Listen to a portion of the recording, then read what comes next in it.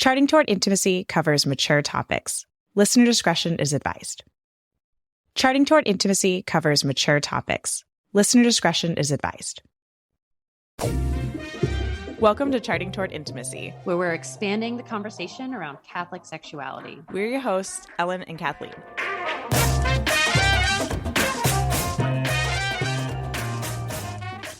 Before we jump into this week's episode, I want to share with you our prayer intention for this week.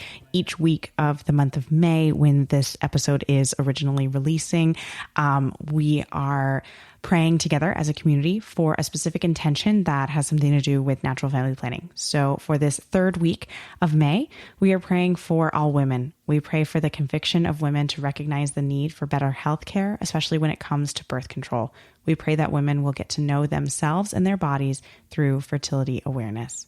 So please join us in bringing this intention to Mass with you, or saying a rosary, or spending some time in adoration, or some other form of prayer, and just bringing this intention and really giving it to our Blessed Mother and asking her to untie the knot of these various issues that we have in our life, especially when it comes to natural family planning and fertility awareness.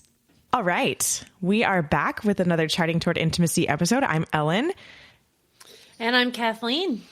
And today we are talking about what the heck is NFP. This is an episode we've done a couple of times before. We like to refresh it every once in a while because, things change. We learn new stuff. So this is just a refresh of that. A great place to start if you are, brand new to NFP and you have no idea what this even means. Yes. If you're a new listener, welcome. This is kind of the basis of this entire podcast. So we'll just answer the question. So what the heck is NFP? The way that this podcast defines natural family planning is two things. It is the use of a fertility awareness-based method alongside discernment and prayer. We'll get into both of those a little bit more in just a bit. But NFP is not equal to one of those things. It is both of those things together. That's how we define it. So what is an FABM? Yeah. An FABM, a fertility awareness-based method, is a method of tracking your fertility, of knowing where you are in your cycle, what hormones are doing, whether you are in your phase of ovulation or not. And when you're doing this in practicing NFP, to avoid pregnancy, a couple would abstain during that fertile window of the cycle. Somewhere between 9 to 15 days is that identifiable fertile window in a typically cycling woman. So it all just sort of depends on you and where you are and how your cycles tend to go. But there are various phases to the cycle as well, which I'll pass off to you, Ellen. You can kind of start us off there. Yeah. So starting with the beginning of a cycle, the cycle begins with menstruation. It's a super obvious sign. Pretty much every woman, whether or not you've been introduced to fertility awareness and the concept of charting, you know how to chart bleeding, right? It's very obvious the bleeding is going on. You have to, you have to do something about it, right? Wear a pad, tampon, cup, whatever, disc. There's all sorts of things now. Yes.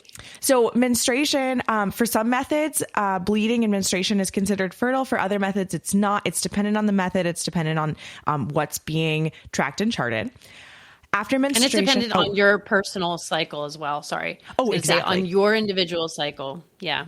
Yes. Dependent on, the length of your cycle, where ovulation fits in your cycle. So the first half, essentially, we'll call it half just for easy sake. The first half of your cycle is your follicular phase, and the second half-ish of your cycle is your luteal phase.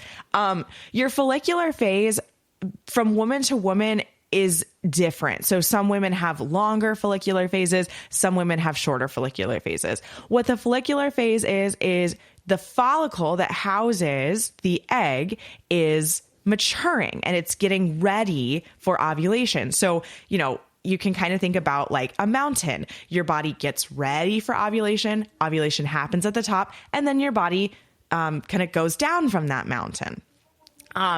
The hormone estrogen is what that mountain is. estrogen rises as your body gets ready for ovulation, and then it falls down. Estrogen creates something called cervical mucus. We're going to talk about the biomarkers in just a minute. But cervical mucus is one of those biomarkers, and it helps you identify that fertile window. At the peak of estrogen, at the peak of cervical mucus, we have the event of ovulation. The egg is viable for about 24 hours, and then it atrophies. And so we are identifying this fertile window of, the estrogen rising and cervical mucus being present to, through the point of the egg atrophying. If a couple is trying to avoid pregnancy, like Kathleen mentioned at the beginning, they would abstain during that identified fertile window.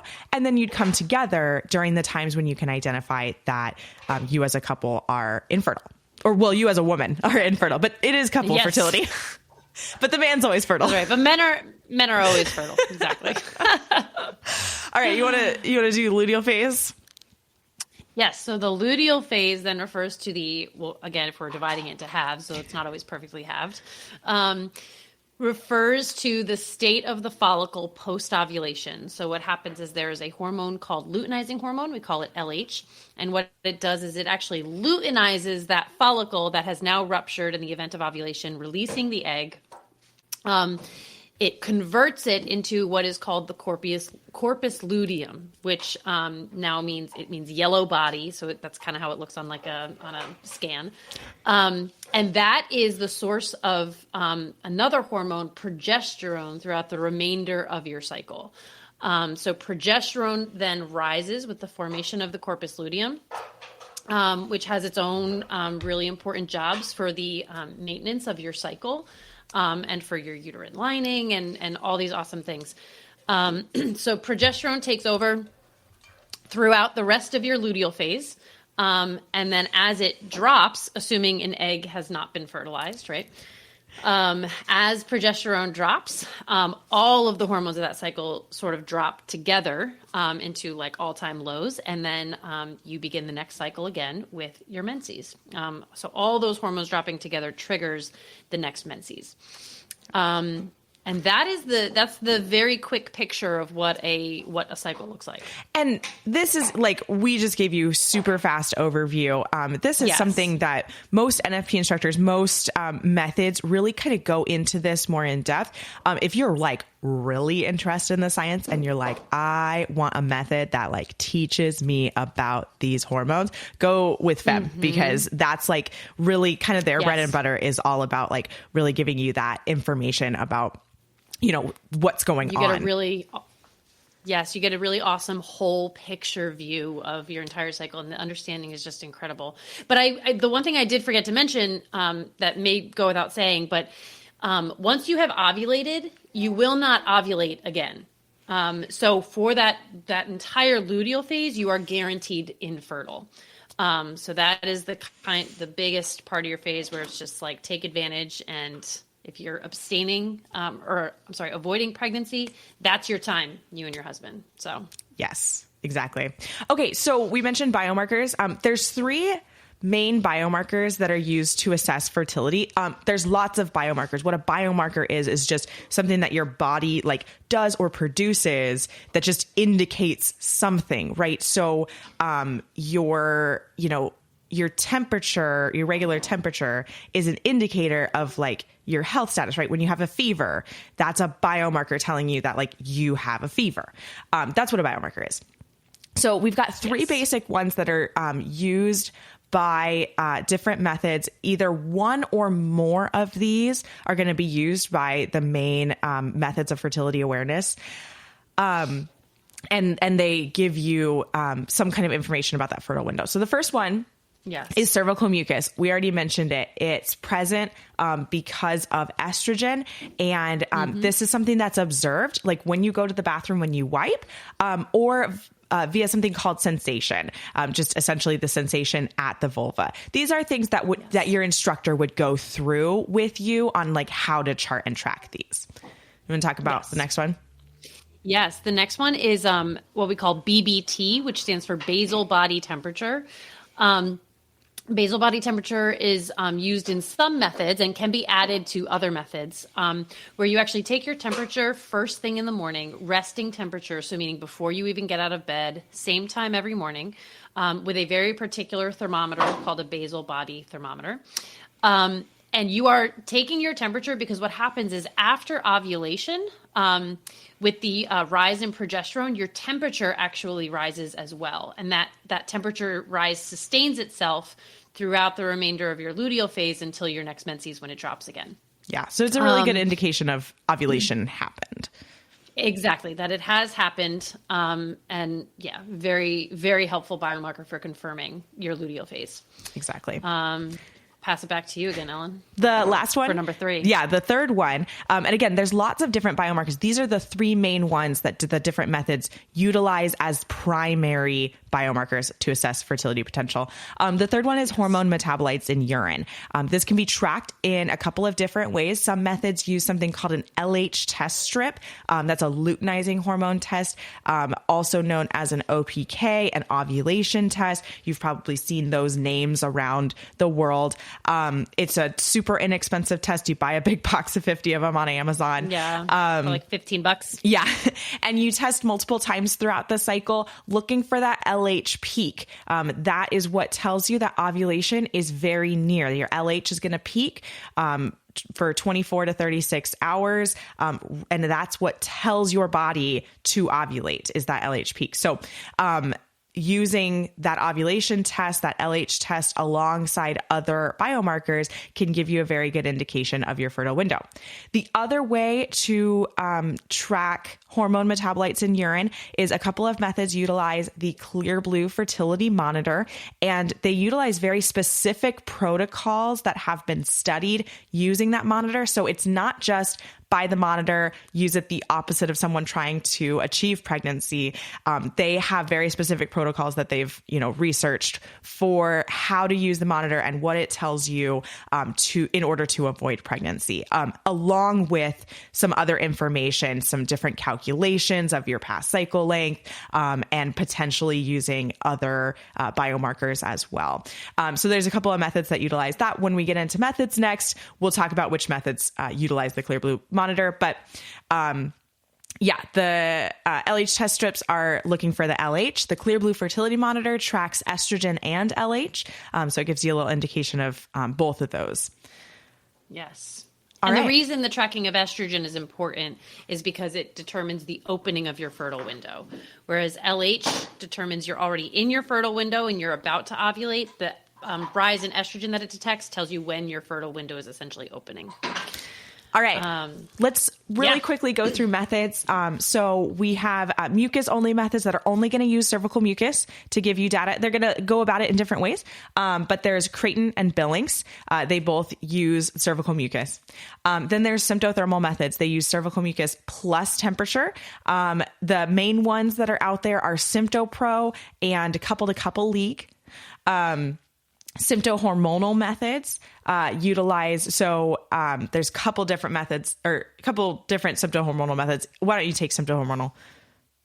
Yeah, so in the symptohormonal methods, they typically use cervical mucus plus some sort of hormone testing. So if you just do the little LH like litmus strips that we were talking about that are super cheap on Amazon, FEM uses cervical mucus observations and the LH testing. And then there are monitor methods also under symptohormonal because they're still measuring hormones, but just not with the little like litmus test. They're using that Clear Blue monitor, which is a little pricier. The sticks are a little pricier. So Marquette is huge with the monitor. And then Boston Crosscheck is another one that has the option of the monitor. I don't think you always have to use the monitor Boston Crosscheck will actually teach you all three. We like to end with Boston Crosscheck because it's sort of like it encompasses. Yeah, it encompasses all three biomarkers. It's the only one that that's its baseline is to teach you all three. And then you choose which two you want to track or if you want to track all three. So Boston Crosscheck is kind of unique in that way. Some of the other methods do allow using more methods or more biomarkers than what's on there, but Boston Crosscheck's the only one that kind of just automatically teaches you all three. Yes. Exactly. All right. So fertility awareness-based methods, that phrase is not equal to NFP. Like we talked about at the beginning of the episode, NFP is the use of a fertility awareness-based method alongside discernment and prayer. That discernment and prayer portion is extremely important. Fertility awareness and fertility awareness-based methods are a tool. They are a decision-making tool. Natural family planning is a lifestyle that really encompasses this constant prayer and discernment. And we have some episodes that really go into that even more. And so we're not going to talk too much about that on this episode because this is really just supposed to be like an intro, get you some of the basics of, what is NFP. Yes, exactly. So Kathleen, is NFP Catholic birth control? NFP is not Catholic birth control, though it can be used. Well, okay, we have a whole episode on this. Yeah, we do. We really do. But to narrow it down, summarize it quickly, like Ellen just said, NFP is a way of life. Prayer and discernment are necessary.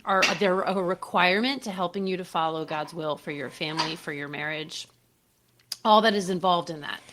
If you are using fertility awareness, you are using a fertility awareness-based method to give you a red light and a green light, to know when you're ovulating. Maybe you use your ovulatory phase, you use a barrier method in the middle of your ovulatory phase, right? Like a condom or a diaphragm, something like that. And you're not praying and discussing your fertility and your family size with your spouse and with God. That is essentially not practicing NFP in the definition that we have laid out, right? Which is fertility awareness plus discernment. Well, and therefore, you've got two different things going on there. One, you've got contracepting, which is not, exactly, yes. Contracepting is not using NFP. It's also not using a fertility awareness-based method.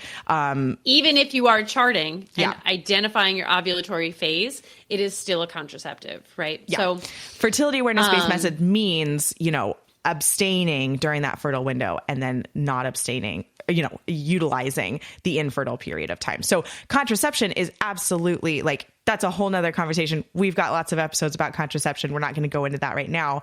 But then you've got the other side of it of, if you're not constantly praying and discerning and discussing family size, then you're not using the lifestyle of NFP. You're just using the tool of fertility awareness and kind of just living your life. And so again, we've got an episode called Selfish NFP that kind of digs into that. And so really fertility awareness, it can be kind of used selfishly. It can be sort of used as Catholic birth control if you're not really engaging in discernment and prayer constantly. Exactly. But if you are, and you are then following where God is calling your family, right, then you cannot be using it as Catholic birth control. Right. You are following because it's God's just plan, not. Right? Exactly. It's literally just not. Okay. Yes. So we've got to finish out this episode. We've got some rapid fire questions that we're just going to go through really fast. So what about the calendar or rhythm method? You can use them. They're 100% moral. The thing is, not every woman is a robot. And so not every woman has the same cycle, right? Not every woman ovulates on day 14 or 15. Everybody has a different cycle, and therefore you cannot rely on the calendar, the rhythm method, right, as just these are the days. That's not how it works for every woman. Go ahead and take that gamble if you want to. Perfectly licit, but not necessarily effective. The calendar method basically just counts days, and you start avoiding pregnancy on a certain day. I don't even know what the days are. I think it's day 7 or something like that. And then you just abstain until you've hit day 18 or something like that. So it's very, very simple, but it's only about 75% effective. It's, again, totally morally illicit, but not going to be your best choice if you're trying to avoid pregnancy. All right. Yes. Efficacy. So yeah, NFP gets kind of a bad rep because of the calendar rhythm method. It was calendar rhythm was the OG NFP. 1930s was when it was developed. It was groundbreaking science when it was developed. It's not groundbreaking science now. It's been almost 100 years since then. Guess what? We've made strides. Oh my gosh. In, understanding fertility. But these modern methods of fertility awareness, the ones that we mentioned, they are tracking real-time biomarkers. So you're getting real-time data about your fertility status. And so, perfect use of these methods remain at about 98 to 99.9% effective. Typical use, which takes into it takes into account misunderstandings. It takes into account kind of, the actual proclivity of the couple to avoid pregnancy, just the human factor of error, skipping days. So typical use goes into a range of somewhere around like 90 to 99% effective. And again, I'll just repeat this phrase. It's based on the proclivity of the couple to avoid pregnancy. So, if you really want to avoid pregnancy, you're probably going to be charting really diligently and following the rules to a T.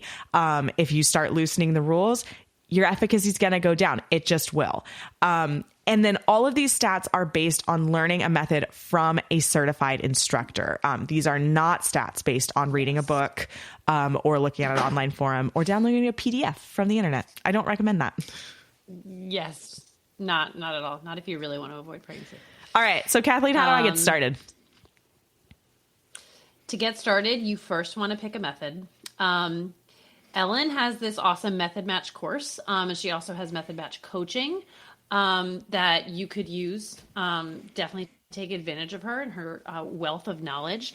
If you are wondering where the heck do I get started with even picking a method, because a lot of lifestyle factors do go into what method might be best for you. So you want to pick a method, you want to find an instructor, reach out.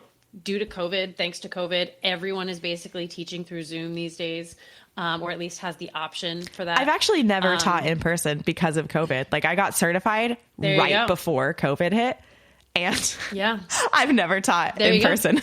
See? Exactly. I've done both, but by the way, if you're new to Kathleen and I, we are both instructors. I'm an instructor in a symptothermal method. Kathleen is an instructor in FEM. I'm in FEM, exactly. So we both do teach.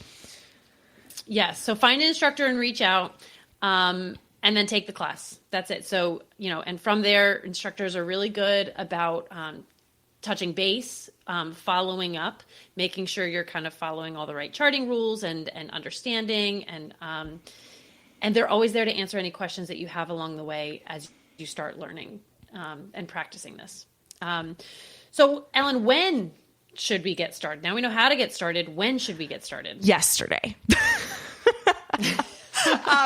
No, basically, truly, it's, this is something that we just really recommend get started as soon as possible. If you are like engaged right now or like soon to be engaged and you're like, I know I'm going to need this, get started now, because with more practice, you get more comfortable and confident in tracking your own signs.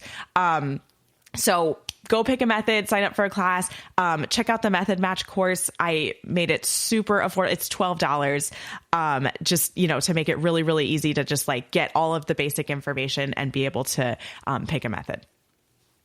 All right. Yeah. Kathleen, do I need an instructor? Do I need an instructor? You need an instructor unless you just want to get pregnant. So if you are looking for high efficacy, yes, you need an instructor. You can definitely read a book. There's nothing wrong with that. You can use an app that tries to tell you when you're fertile, as long as you're not contracepting during the fertile time and abstaining to avoid pregnancy instead. The problem is that, again, women are not robots. Our cycles they can be variable, right? Depending on certain life factors that happen, stressors, diet changes, beginning exercise. Right. So, all of that is to say, like, yes, you need an instructor if you're going for efficacy. As we round out this episode, because we only got a few minutes left, we want to get through these questions. Okay. So is it hard? there's a learning curve with NFP. I think a lot of people are kind of like concerned about, okay, is NFP going to be possible for me? There's definitely a learning curve, but that's what your instructor is for. You can, they'll walk you through it.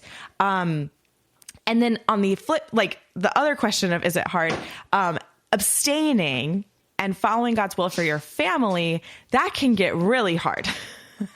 The actual like tracking of the biomarkers, learning the basics, that's honestly pretty easy. After you kind of get through the first couple of cycles, it starts to become very simple.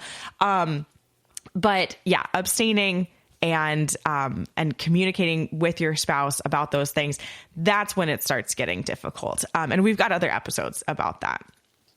Yes. Okay. Hey, Ellen, why does it cost me money to learn these methods?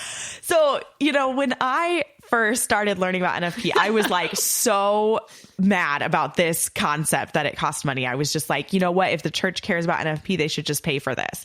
But here's the thing is your instructor is certified. They've spent hundreds of hours in training and practicum to be able to teach you effectively. They are highly trained professionals. These are not just random people off the street.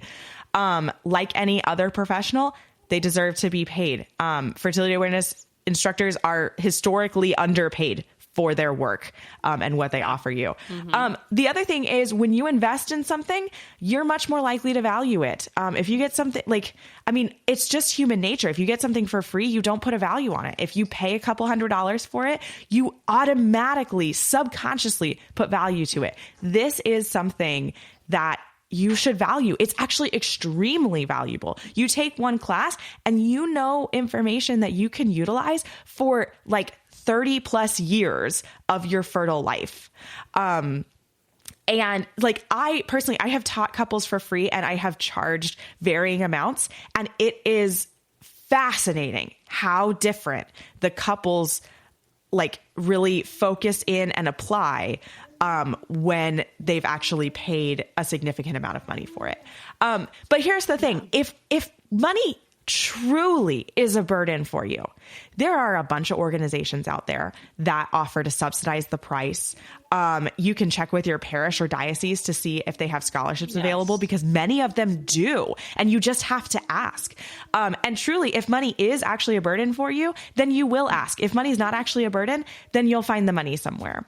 And the last thing is, look, following God's will isn't supposed to be easy. It's supposed to hurt sometimes.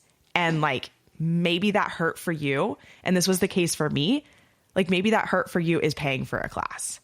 And that's just what it is. Right. So yeah, that's why it costs money.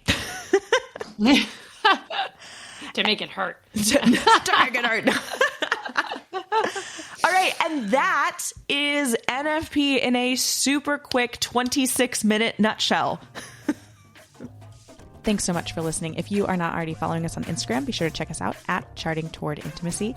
And if you listen to podcasts on a platform that gives you the option to rate or review, we'd love for you to do that because it helps us spread the word about the podcast.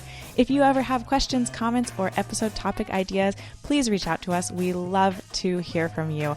You can reach out on Instagram or send us an email. Our email is in the show notes. Until next time.